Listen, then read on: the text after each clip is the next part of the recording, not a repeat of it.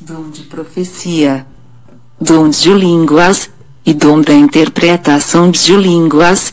Chegando o dia de Pentecostes, estavam todos reunidos no mesmo lugar. De repente, veio do céu um ruído, como se soprasse um vento impetuoso, e encheu toda a casa onde estavam sentados. Apareceu-lhes então uma espécie de línguas de fogo que se repartiram e pousaram sobre cada um deles. Ficaram todos cheios do Espírito Santo e começaram a falar em línguas, conforme o Espírito Santo lhes concedia que falassem. Achavam-se então em Jerusalém judeus piedosos de todas as nações que há debaixo do céu. Ouvindo aquele ruído, reuniu-se muita gente e maravilhava-se de que cada um os ouvia falar na sua própria língua. Profundamente impressionados, manifestavam a sua admiração. Não são, porventura, galileus todos estes que falam? Como então todos nós os ouvimos falar, cada um em nossa própria língua materna? Partos, medos, Elamitas, os que habitam a Macedônia, a Judéia, a Capadócia, o Ponto, a Ásia, a Frígia, a Panfilha, o Egito e as províncias da Líbia próximas a Cirene, peregrinos romanos, judeus ou prosélitos, cretenses e árabes, ouvimos-los publicar em nossas línguas as maravilhas de Deus. Estavam, pois, todos atônitos e, sem saber o que pensar, perguntavam uns aos outros: que significam estas coisas? Outros, porém, escarnecendo, diziam: estão todos embriagados de vinho doce. Atos 2 de 1 a 13. Os apóstolos nesse episódio não oraram em línguas. Eles não se dirigiram a Deus. Deus se dirigiu ao povo e eles falaram. Passaram uma mensagem e todas as pessoas de diversos países e locais que estavam lá no momento entendiam que eles falavam na sua própria língua, no seu idioma. Foi como uma profecia em línguas e que necessita de interpretação. Esse foi o primeiro fenômeno das línguas que aconteceu e é Deus que nos usa falando em línguas para uma assembleia. E logicamente ninguém vai entender nada e aí São Paulo nos diz: suponhamos, irmãos, que eu fosse ter convosco falando em línguas, de que vos aproveitaria? Se minha palavra não vos desse revelação, nem ciência, nem profecia ou doutrina. Assim também vós. Se vossa língua só profere palavras ininteligíveis, como se compreenderá o que dizeis?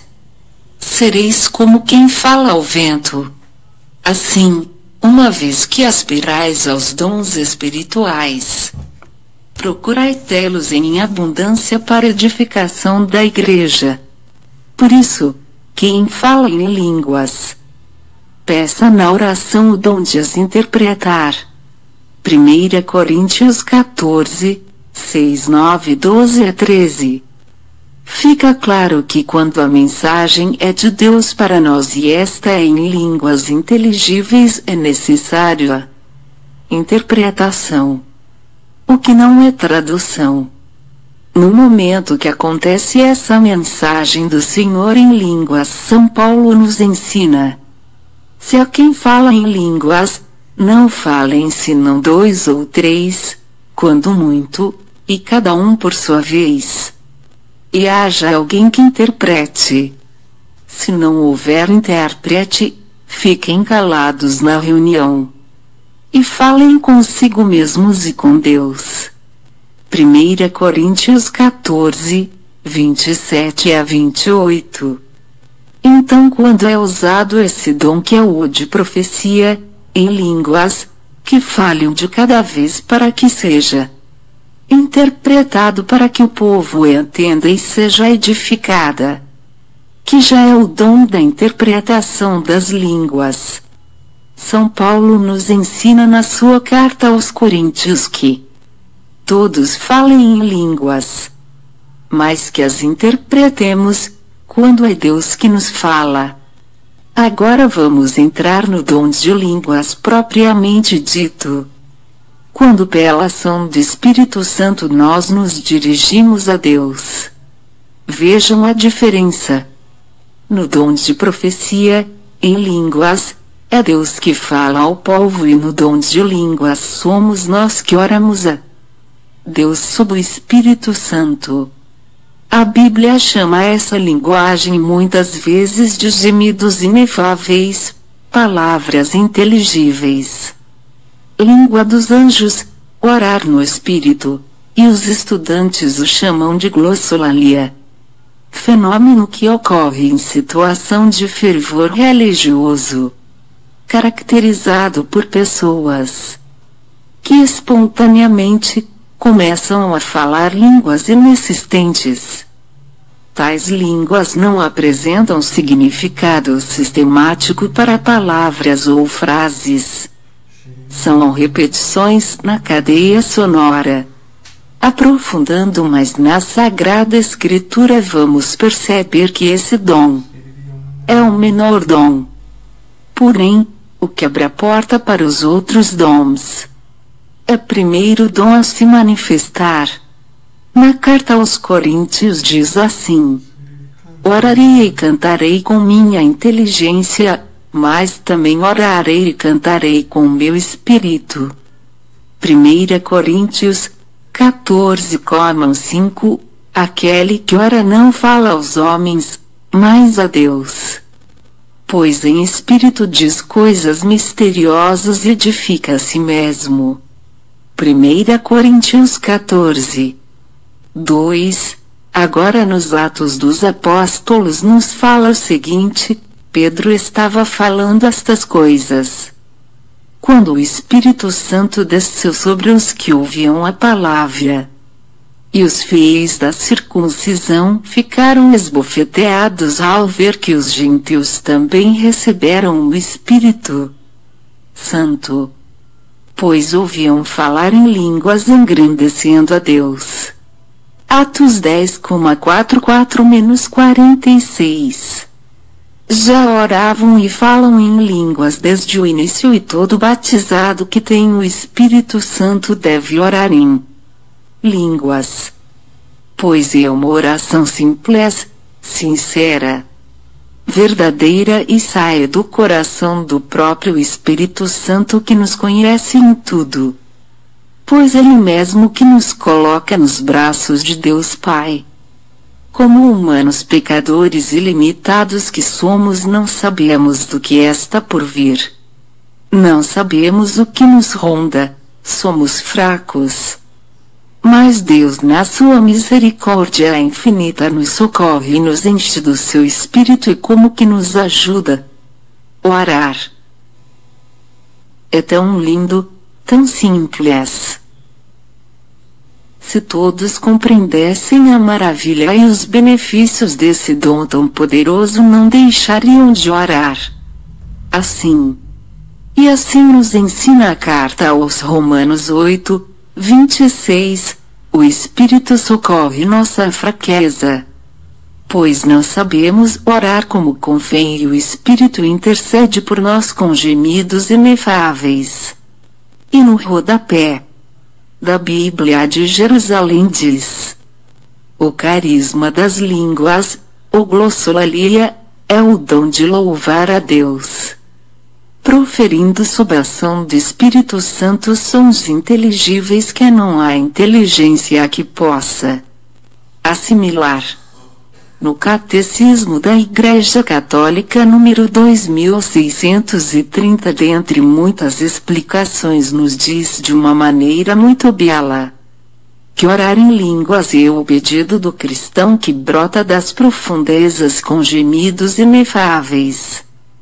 São Marcos no capítulo 16, 7 a 18 nos diz que este é um dos sinais que acompanha os que creem. Deus. Depois de tão rica exploração da palavra de Deus, do catecismo e cheios do Espírito Santo, a Igreja nos chama a vivenciar de maneira forte esse maravilhoso domingo. Basta querer e pedir o dom que Deus dá, é para todos. É para os pecadores. Para nós os filhos de Deus. É para você.